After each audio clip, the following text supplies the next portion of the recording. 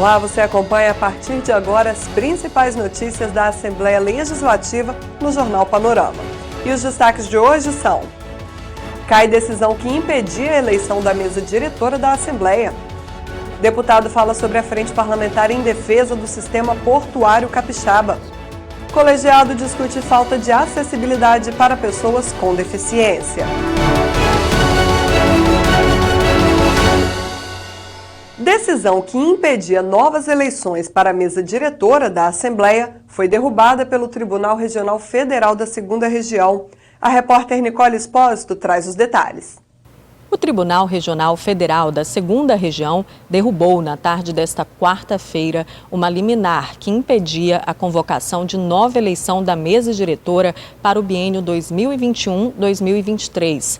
Numa ação civil pública, a Ordem dos Advogados do Brasil, seccional do Espírito Santo, havia conseguido, na mesma Justiça Federal, liminar, suspendendo a convocação de novas eleições no Parlamento Capixaba. A Assembleia recorreu da decisão e o TRF entendeu que a Assembleia pode sim convocar eleições a qualquer tempo. Essa decisão, ainda em caráter liminar, considera que a Emenda Constitucional 113 de 2019 não apresenta inconstitucionalidade. Esta emenda não especifica data para a eleição da mesa diretora para o 2º biênio da legislatura. O despacho do TRF também considera que não cabe ao Poder Judiciário interferir em matéria interna ao Poder Legislativo, no caso sobre a eleição da mesa diretora. Esclarecendo do que trata o assunto, em novembro do ano passado, os deputados aprovaram em 2 turnos o texto que altera a Constituição sobre a eleição da mesa diretora, permitindo a antecipação do pleito. Em 27 de novembro, foi convocada a sessão preparatória para eleições para o biênio 2021-2023. A chapa única, encabeçada pelo atual presidente, Eric Musso, foi eleita com 24 votos a favor, 5 contrários e 1 ausência. No dia 4 de dezembro, a mesa diretora eleita comunicou sua renúncia ao mandato. O movimento foi encabeçado por Eric Musso e contou com a assinatura de outros 21 parlamentares.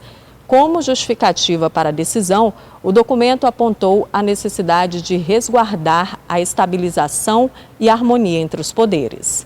Voltamos ao estúdio. No terceiro dia de trabalhos em plenário, os deputados ocuparam a tribuna e discursaram sobre assuntos variados. A repórter Patrícia Bravin traz alguns dos temas abordados. Na sessão desta quarta-feira, os destaques ficaram por conta dos discursos. O deputado Dr. Emílio Mameri falou sobre o projeto que cria a Semana de Conscientização e Orientação sobre o uso zero de produtos descartáveis. Ninguém é contra o plástico. O plástico ele está no mundo inteiro. Mas tem plástico poluente que estão fazendo uma diferença imensa no controle do meio ambiente, principalmente com relação a entupimento de bueiros nessas enchentes, a gente percebe claramente, a poluição dos nossos oceanos. Nós temos mais de 700 milhões de plásticos utilizados no Brasil por dia, então isso é uma cifra importante. O controle disso não é feito, a coleta seletiva não existe à altura de nós termos um controle dessa disseminação desses copos descartáveis. E hoje nós observamos a mortandade de peixes que se alimentam de partículas de plástico que estão nos oceanos. Nós temos uma poluição desenfreada e algo tem que ser feito. Essa proposta é uma proposta de cunho educativo. Você, para educar, você tem que ter algum limite.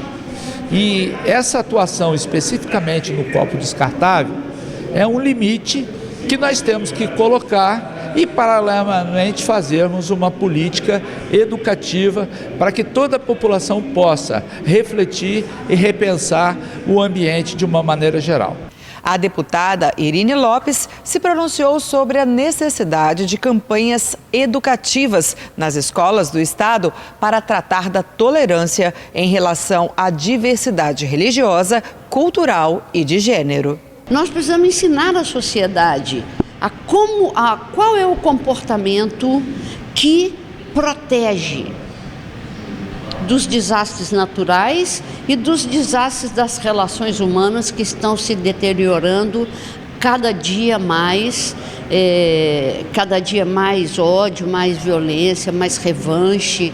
Então, eu acho que são matérias que obrigatoriamente, num mundo civilizado, num mundo onde a dignidade venha a partir da civilidade, é obrigatório que desde a mais tenra idade as crianças venham aprendendo a saber suas responsabilidades e os limites das questões ambientais e as suas formas de relacionamento com a diversidade e a proteção dos direitos da pessoa humana. Então, eu acho que nós precisamos receber do governo um projeto nesse sentido para alterar a grade curricular. Quem também fez uso da tribuna foi o deputado Dr. Hércules. Ele falou sobre a proposta Nota Capixaba com incentivo ao consumidor para estimular a emissão da nota fiscal no ato de compras. O deputado pretende destinar a entidades beneficentes parte dos recursos obtidos com o aumento da arrecadação.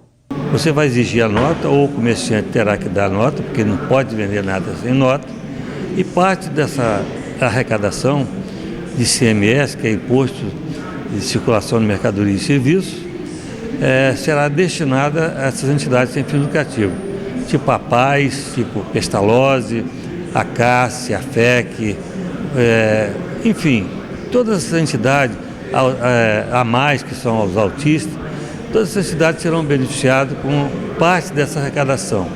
Esse pessoal é um pessoal missionário, tem um trabalho imensurável com relação a esse pessoal que é voluntário. O trabalho voluntário é muito importante, porque a gente se sente muito bem ajudar as pessoas do que às vezes ser ajudado. Nós teremos essa reunião para formatar o projeto final, para na semana que vem o governador vai mandar mensagem para a Assembleia para que a nota capixaba seja uma realidade, uma luta de muitos anos dessas entidades. O deputado Enivaldo dos Anjos falou sobre a formação da Frente Parlamentar de Defesa do Complexo Portuário do Estado do Espírito Santo. O ato de criação da frente, publicado no Diário Oficial de 22 de fevereiro, destaca como objetivo dinamizar todas as regiões do Estado, principalmente a região norte, integrada com o sul da Bahia e o leste de Minas Gerais. O deputado comentou o assunto. A nossa intenção é debater com os entendidos no assunto a questão de por que todos esses portos de Itapemirim, o de Presidente Kennedy e o de São Mateus estão parados, e as informações que a gente tem é de que está parado por causa das licenças ambientais. E eu acho que o Espírito Santo tem que acelerar isso, porque nós temos muito a ganhar com a instalação desses portos. Cabe todos os três dentro do estado, porque nós estamos na região estratégica, e principalmente pela ligação com Minas Gerais, que é onde tem todo o minério para ser transportado, e nós estamos levando esse assunto muito todo ano. Vai fazer um, vai fazer outro e não sai nenhum. Então nós queremos propor, essa comissão estão propondo para poder discutir e ver aonde está o gargalo disso aí. Se é no meio ambiente, por que o meio ambiente não diz não ou diz sim? Porque os empresários acabam desistindo de investir no Estado, o que é ruim para todos nós. Indicação ao governador do Estado, feita pelo deputado Sérgio Majeschi, solicita reajuste diferenciado aos profissionais da educação do Estado. Ele explicou sua motivação ao jornal Panorama. O próprio governador, no final do ano passado, em entrevista a um dos jornais aqui do estado, disse que daria aumentos diferenciados a partir de 2020 para as categorias cujos salários estivessem abaixo da média nacional. E o magistério tem um piso nacional. E o Estado do Espírito Santo não cumpre esse piso, quer dizer, nós temos um salário do magistério, salário médio do magistério, abaixo do piso nacional. Então se enquadra naquilo que o próprio governador falou. Então ele tem anunciado agora um aumento diferenciado para as categorias da segurança pública, e eu espero que o magistério seja contemplado também, porque ele se enquadra nisso. E aqui no Espírito Santo, uma coisa que eu canso de dizer, é vergonhoso você imaginar que um profissional, da área da educação, né, principalmente os professores, mas também pedagogos e outros, com curso superior, tem um salário que é inferior ao ticket de alimentação de um juiz, de um procurador, de um conselheiro do Tribunal de Contas, que chega a quase R$ 2.300, quando a média salarial de um professor aqui é de R$ 2.100, R$ 2.200 aproximadamente. Ou que um professor, por exemplo, com doutorado, tem um salário que no máximo chega a uns 3 mil e poucos reais. Isso é vergonhoso, né? Sem contar que, assim, se a gente considerar assim, e o ticket de alimentação dos professores é R$ 170 contra um ticket de alimentação de um juiz de R$ 2.300. É inadmissível que o profissional que forma todos os outros profissionais continue sendo tratado dessa forma, né? Sem contar ainda que professores, por exemplo, sequer podem merendar, comer a mesma merenda que os alunos na escola, uma coisa que nós já reivindicamos várias vezes ao governo do Estado, que permitisse isso, né, que parece até que está pedindo uma esmola, né, para os profissionais. Tem outras questões, por exemplo, sobretudo professores do interior. Nós temos as superintendências regionais, são 12. Então, por exemplo, se uma pessoa que mora em Santa Maria de Jetibá, ela é convocada para uma reunião, a superintendência, Santa Maria pertence à superintendência Afonso Cláudio, ela tem que arcar com os próprios custos, por exemplo, pedagogos, diretores, que constantemente têm que ir a essas reuniões, não tem esse auxílio. Então, assim, rever o salário do professor, ele é fundamental, e pegando, né, como fundamento a própria fala do governador em 2019, final de 2019, em que ele prometeu que as categorias cujos salários tivessem média inferior à média nacional teriam reajustes diferenciados. E eu acho que nada mais justo do que os professores terem esse reajuste diferenciado pelo salário que já sempre foi muito baixo e as perdas salariais que tiveram ao longo de todos esses anos. E nós vamos trabalhar muito para que isso se torne uma realidade. Vamos cobrar muito do governo a sua própria fala. A Comissão de Assistência Social se reuniu com entidades ligadas à defesa de pessoas com deficiências. Na pauta, as consequências da falta de acessibilidade no dia a dia. Acessibilidade e qualidade de vida para pessoas com deficiências foram as principais reclamações na reunião ordinária do Colegiado de Assistência Social. A comissão recebeu representantes da sociedade civil organizada que relataram as dificuldades enfrentadas no dia a dia, como falta de empatia da população e intervenções pontuais dos órgãos públicos. São várias barreiras que existem, principalmente as atitudinais. As atitudinais são é a maior dificuldade que a gente tem, é o princípio do cidadão, é o pensamento formado sobre pessoa com deficiência. Isso deve vir do início da escola, tem que ser ensinado desde criança, porque aí o princípio vai mostrar aquele cidadão, ele vai crescendo e entendendo as dificuldades da pessoa com deficiência. No ordenamento jurídico brasileiro, já existem leis que garantem acessibilidade. A vice-presidente da Comissão de Direitos da Pessoa com Deficiência da OAB, Ordem dos Advogados do Brasil, no Espírito Santo, comemorou a regulamentação do Estatuto da Pessoa com Deficiência. Trata em cada um dos seus capítulos sobre educação, sobre acessibilidade. Só que determinados artigos de lei, eles não têm aplicabilidade imediata. Por quê? Porque é necessário que seja feita uma adequação, que seja feito um decreto para que se regulamente essa lei. Então nós temos o artigo 58 da Lei 146, que trata da acessibilidade, por exemplo, das construções civis. Essa lei já existe há algum tempo, no entanto, só em 2018 é que foi regulamentado. E o prazo para entrar em vigor agora em 2020. Agora vamos poder exigir mais, cobrar mais, inclusive dos órgãos públicos, porque os próprios órgãos públicos, a grande maioria também não está acessível. Representante da Defensoria Pública do Estado também esteve presente na reunião e explicou como tem sido a atuação do órgão no compromisso com os direitos dos vulneráveis. A Defensoria vem se organizando com base na Lei Brasileira de Inclusão, com base nas convenções que o Brasil tem se submetido no plano internacional e tem tentado prestar um serviço de melhor qualidade.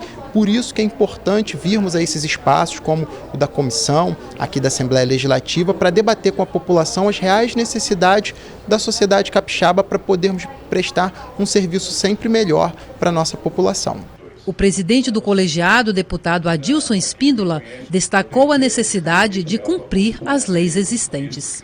As nossas instituições públicas, como as instituições privadas, ainda não compreenderam muito bem as necessidades que essas pessoas têm.